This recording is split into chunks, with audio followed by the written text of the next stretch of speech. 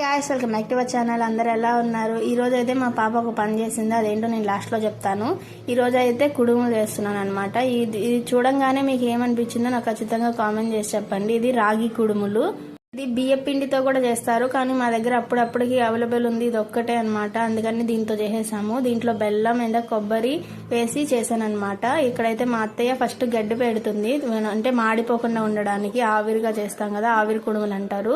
తర్వాత 1 లేయర్ గా పేర్చి మళ్ళీ పెట్టింది అనమాట. ఇవైతే గ్యాస్ మీద పెట్టేశాను. ఇది రాగి పిండితో చేశాం కదా, కొంచెం ఉడకడానికి టైం పడుతుంది అనమాట. ఇవి ఉడికేలోపు రోల్ అయితే నేను కడిగి మంచిగా పూజ చేసి వచ్చాను అనమాట. అంటే బొట్టు అవన్నీ పెట్టి వచ్చాను. ఏం చేసిందంటే మా పాప రోలు పైన తుమ్మిందనమాట.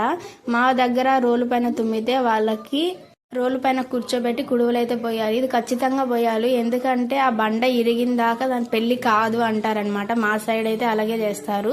మీకేమైనా ఇలా తెలుసా లేదా అనేది ఖచ్చితంగా కామెంట్ చేసి చెప్పండి.